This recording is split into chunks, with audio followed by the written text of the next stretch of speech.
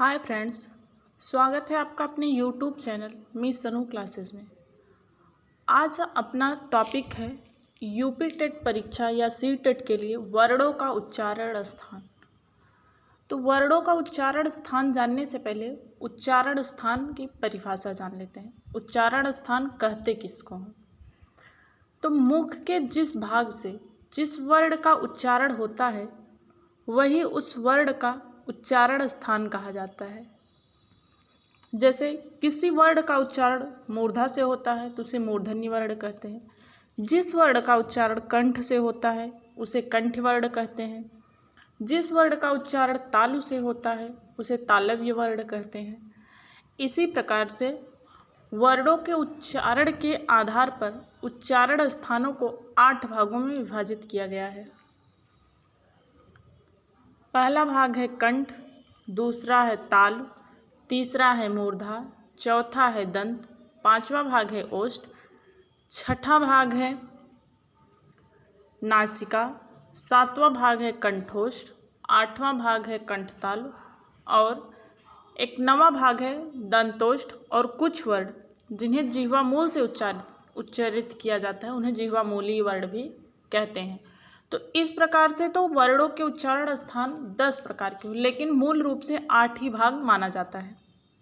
तो चलिए अब प्रत्येक वर्ग का कौन सा उच्चारण स्थान है और कौन सा वर्ण किस स्थान से उच्चारित होता है इसको इस तालिका के माध्यम से समझते हैं। पहला सूत्र है अकुह विसर्जनीय नाम कंठ। अ से तात्पर्य अ के 18 भेदों से है।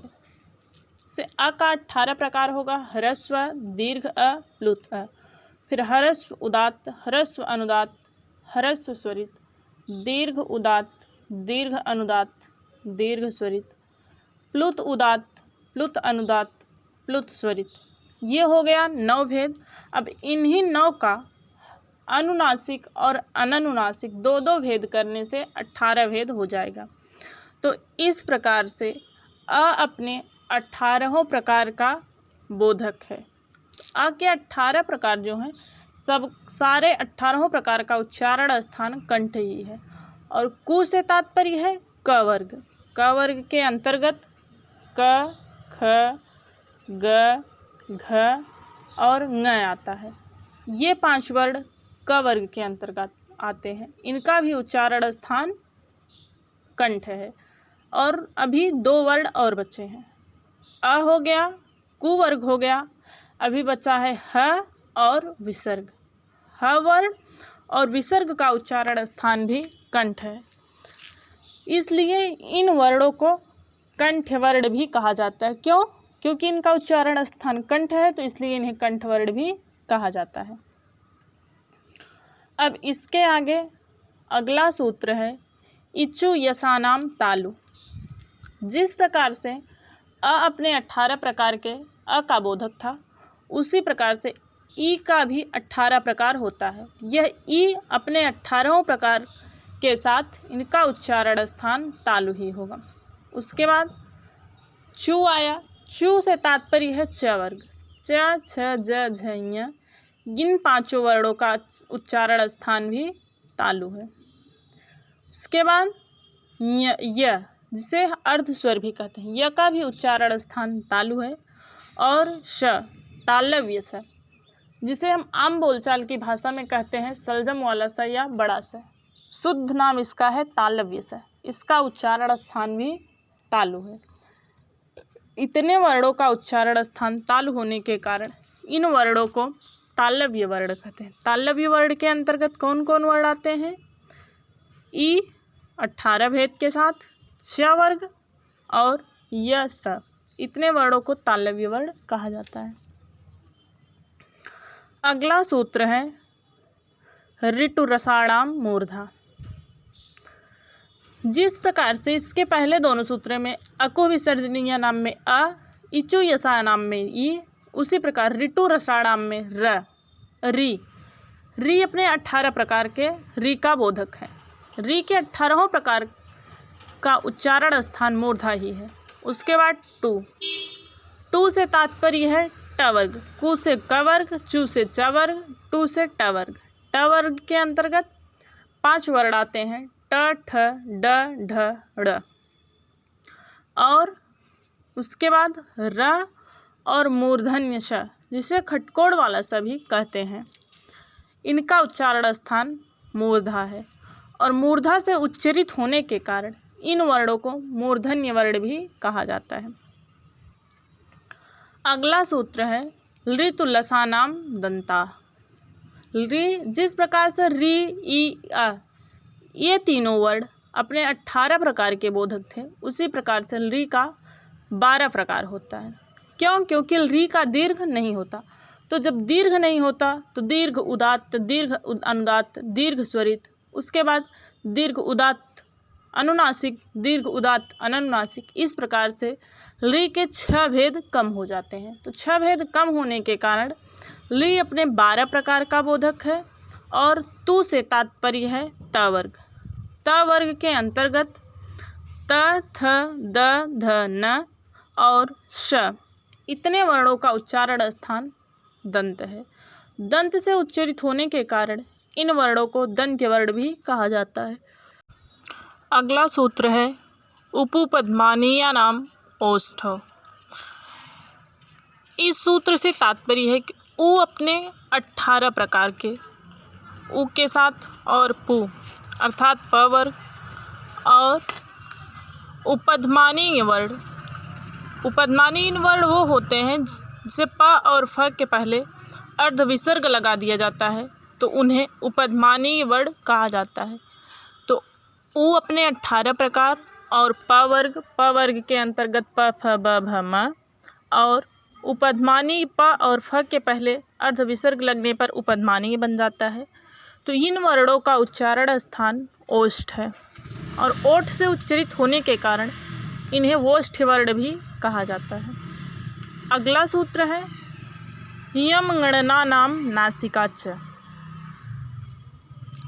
य, म, ङ, ण और न ये सभी वर्गों के अंतिम पंचम वर्ण जो हैं ये नासिक वर्ण या अनुनासिक वर्ण कहे जाते हैं।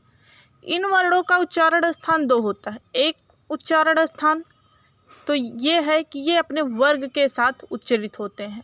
जैसे ङ का उच्चारण स्थान कंठ भी है, नासिका भी है और ये थोड़ा नासिका से उच्चरित होते हैं, इसलिए इन्हें नासिक वर्ण भी कहा जाता है। इनका उच्चारण स्थान एक अपने वर्ग के साथ है और दूसरा नासिका है। अगला सूत्र है ए दैतो कंठ तालु। ए दैतो का मतलब हुआ ए और ऐत। ऐत में त इत संज्ञक है अर्थात ए और ऐ इन 2 वर्णों का उच्चारण स्थान कंठ और तालु है, इसलिए इन दोनों वर्णों को कंठ तालव्य वर्ण भी कहा जाता है। अगला सूत्र है ओ दौतो कंठोष्ठम।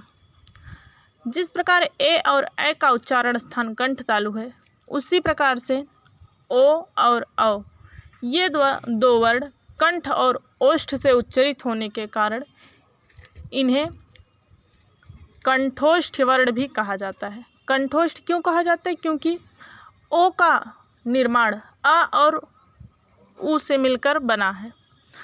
अ का उच्चारण स्थान कंठ है, उ का उच्चारण स्थान ओष्ठ है। इस प्रकार इन दोनों वर्णों के मेल से बनने के कारण इसका उच्चारण स्थान कंठ और ओष्ठ हुआ। उसी प्रकार से है वकारस्य दंतोष्ठम। व का उच्चारण स्थान दंत और ओष्ठ है, इसलिए इसे दंतोष्ठ वर्ण भी कहते हैं। और अगला सूत्र है जिह्वामूलीयस्य जिह्वामूलम।